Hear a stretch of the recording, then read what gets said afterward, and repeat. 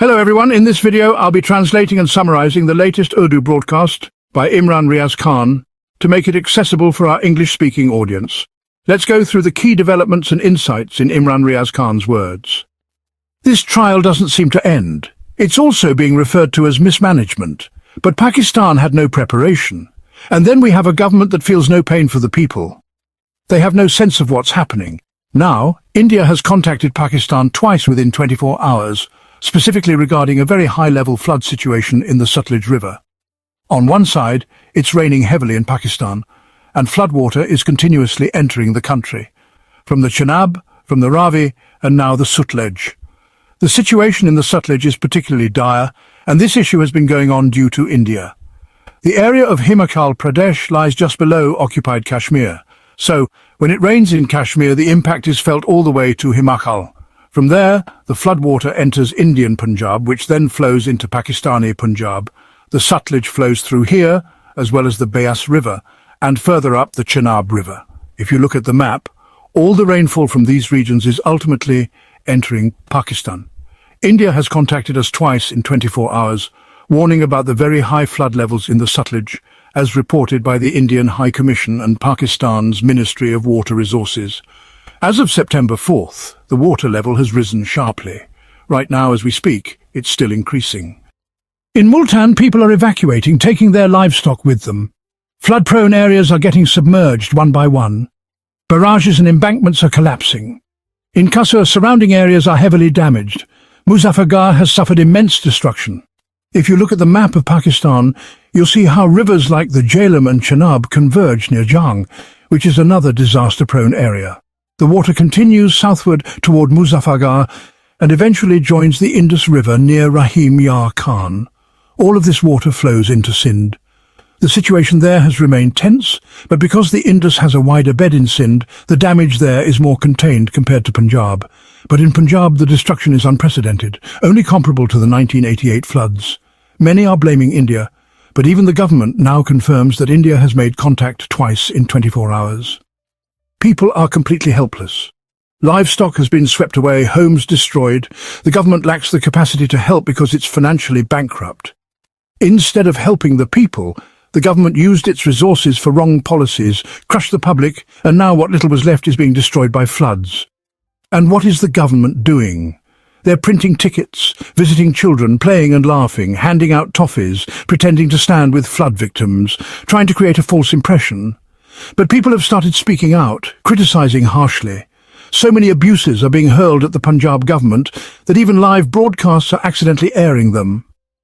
On Geo News, one of the major Pakistani news channels, a passionate young man cursed on air during a live segment due to frustration, and it became part of the headline. That's how furious the public is. People are being crushed. The government won't even listen to those truly affected by the floods. They won't go near them. Even PMLN's leadership, MLAs and MPs, can't visit those areas. If they try, fights break out. Yesterday, a PMLN representative, once PTI, now in PMLN, and a favourite of Mariam Nawaz, was confronted by a woman as he stood there spraying perfume on himself, implying that flood victims smell bad. That's the level of arrogance and inhumanity the public is witnessing. People have started exposing them through mobile phone videos. In one video I saw, people are standing in front of rescue workers and saying, "These people are staging rescues. They take 4 people in a boat, go 2 acres away, shoot a video of them in the flood and bring them back, then send the video on WhatsApp. This is not real rescue work. There's a Baba Ji, an elderly man who's been rescued 3 times already, and they're preparing to use him for a 4th video. He pretends to drown. The MNA shows up and rescues him. It's all staged. This is pure fraud. A government formed through deceit will run its affairs through fraudulent acts. Even the institutions, just to please the rulers, are getting involved in these fake activities." Mariam Nawaz recently visited Chung, an area in Lahore hit hard by the floods. The government there couldn't even provide food. When the media later visited, the flood victims said, "We wanted to talk to Mariam Nawaz, to tell her about our problems, show her how water entered our homes, how we've suffered. But they locked us in a room when she arrived, and only a few selected people were made to sit on stage to make a show out of it. That's the reality on the ground." Now, let's talk about something important, the role of the opposition. There is essentially no opposition left in Pakistan. However, the jailed leadership of Pakistan Tehreek-e-Insaf, or PTI, has written a letter outlining what must be done during this crisis.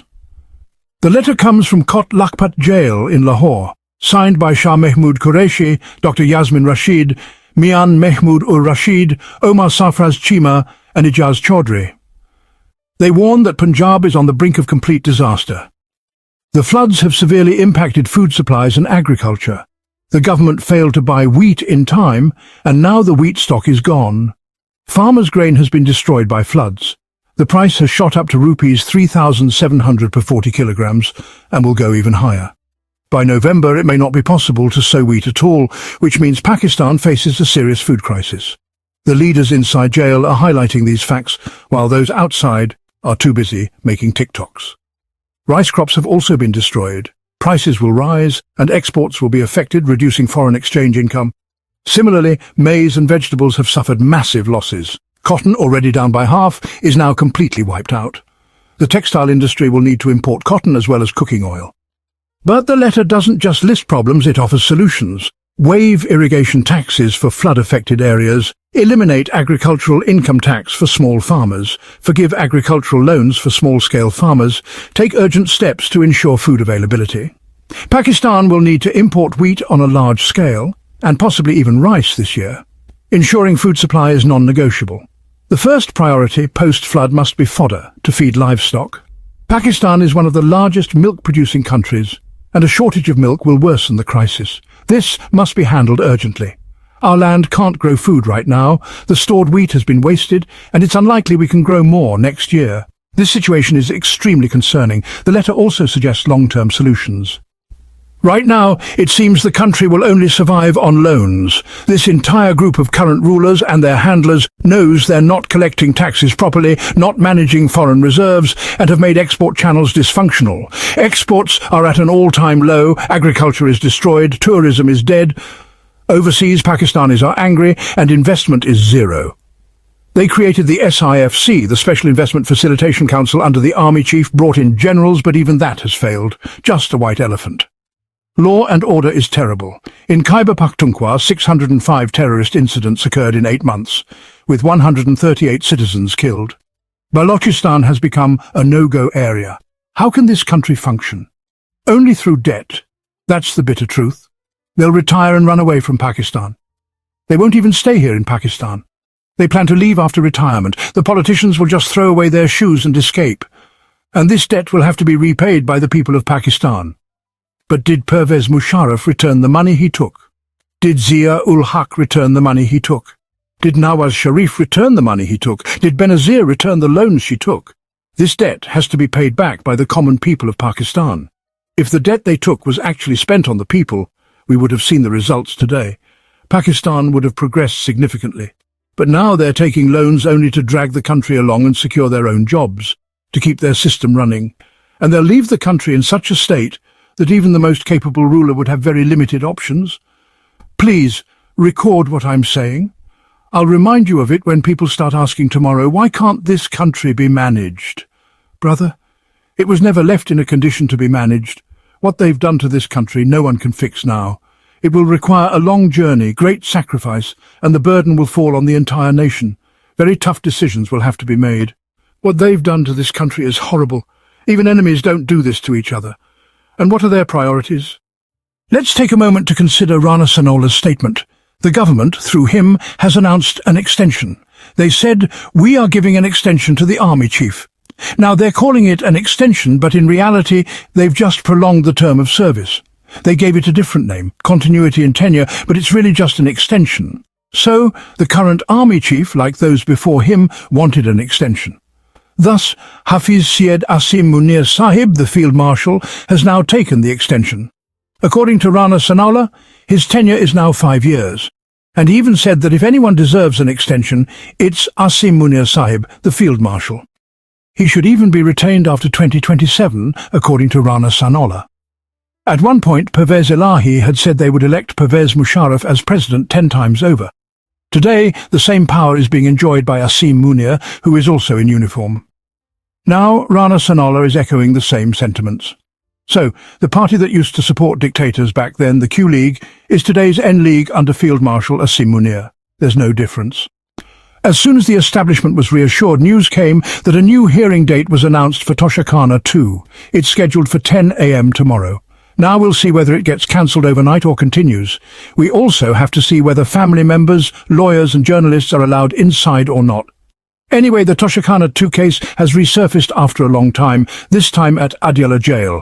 We'll see what Imran Khan says this time. Whatever accusations they made against Imran Khan, they themselves are now admitting them and doing those very things with their own hands. They used to say Imran Khan gave General Bajwa an extension, but Bajwa took the extension from all political parties. Mariam Nawaz had even said, "Thank God I wasn't part of that sin." But today, under Mariam Nawaz's guidance, along with Nawaz Sharif and his brother, they've decided to give an extension to Hafiz Syed Asim Munir. Rana Sanaullah has officially announced this decision, declaring him the most deserving candidate. These same people once said Justice Qazi Faiz Issa was the best judge and most deserving. He should be promoted. Now look at him, he can't even face the public. Qazi Faiz Issa can't show his face in public anymore. General Bajwa can't step out in public. He's not fit to face the people. General Nadim Anjum has just retired. Try sending him out in public and you'll see. These kinds of people always meet such ends. Those who drag the country against the will of the people and cause them suffering always end up this way. They do have their time and enjoy it, but that time is short. And one day, it ends. Judges and viewers are slowly gaining courage now. Some recent statements have come from Athar Minallah Sahib. Let me share a few with you. Athar Minallah said there is no supremacy of the constitution or rule of law in this country, only the mourning of the elite. There's no constitutional governance. From the moment Pakistan was created, its destruction began. This isn't just me saying it. It's written in books. It's in the book of the Air Chief Marshal of that time. General Zia-ul-Haq once said our judiciary is free, but the same judiciary hanged Bhutto. 40 years later, the judiciary admitted its mistake and apologized, but no one was punished. Unfortunately, judges were used. Zia-ul-Haq, sitting in uniform, told the BBC that the Bhutto case is in the Supreme Court and whatever the judiciary decides will be accepted. And then they hanged Bhutto. Later, judges of that same bench admitted they were pressured. The Supreme Court acknowledged the mistake 40 years later, but again, no one was punished. And it wasn't just Bhutto who was punished. The people of Pakistan were punished too. They were fighting the elite along with Bhutto, and the judges happily allowed themselves to be used. Today, Imran Khan stands in the same position, but the judges remain tools and facilitators of the system. Athar Minallah also spoke about the hybrid regime. One side, Khawaja Asif, says there's a hybrid system. Athar Minallah says this hybrid system is actually authoritarianism, dictatorship. And that's what's actually running in Pakistan. What else is running? One more interesting thing happened. Whenever the judge spoke about the judiciary being used, the crowd chanted, "Shame, shame, you know." People are becoming aware, even judges are acknowledging it. Some judges have written letters. Justice Munib and Justice Mansoor Ali Shah have laid out some truths. Two judges of the Islamabad High Court also exposed some facts through letters. So judges are realizing that Pakistan's judiciary has been deeply compromised. This country cannot run like this. Every sector is in distress, whether it's institutions, security agencies or bureaucracy. The whole system is confused and wondering what has been done to this country. And it can't go on like this. Even the public is in a state of great frustration. Everyone knows this part of the system, this cancer, must be removed. But who will take the first step? That's unclear. Lawyers tend to be bolder. They're expected to take initiative. That's why Imran Khan keeps referring to the legal community. For now, every section of society in Pakistan is fed up. The question is, where will the change start and who will take the first step? There is strong reaction among the judges. They're upset. But many judges are also compromised. Their colleagues are working as tools for the establishment. There's no doubt about that. Viewers, one good piece of news. Halima Khanum's sons have been released on bail. Both sons got bail, even the elder one, who was completely innocent. But what is this method? You didn't arrest them for 27 months while they were here. Then suddenly you arrest them after 27 months? When Reba Khan was asked about Shah Afzal, she said, "He's an establishment man. He does whatever orders he gets. That's why Imran Khan removed him from the party. He was causing harm and was involved in activities." Shah Afzal Mawat made a strange statement about Alima Khan. He said, "Congratulations to Alima Khan on her sons getting justice. but your brother and other PTI leaders can't get justice. He said, please also try for Hassan Niazi, who has been in jail for 2 years for the same charges your son faced. He added, I'll respond to your other allegations in a few days. Now Shah Afzal Marwat made a subtle point. He said, Alima Khan's son did the same thing as Hassan Niazi. In my opinion, both are innocent. Both protested, but just because someone handed a uniformed person a stick during a protest, he got a 10-year sentence? People who truly disrespected uniforms were never punished. They went home comfortably. To me, the people of Pakistan Tehreek-e-Insaf are innocent. They should not have been sentenced by military courts. Instead of targeting those who wronged Hassan Niazi, Shah Afzal Marwat is targeting Alima Khan. He's saying, why is Hassan free but not Hassan Niazi? Brother, one innocent person got released, another didn't. So this question should be asked to the judiciary and the establishment, not to Alima Khan. As far as I know, if Hassan Niazi comes out, he will surely confront Shah Afzal Marwat over all this. Today, Shah Afzal Marwat is not supporting Hassan Niazi. He's actually opposing Alima Khan. If he truly supports Hassan Niazi, he should speak in his favor and against the establishment. But instead, he's going after Alima Khan. That wraps up our translation of Imran Riaz Khan's video. I hope this English version helped you understand his message better. Please like, share and subscribe to Awami Lens to help our community grow. Don't forget to leave a comment below and let me know what you thought of this effort.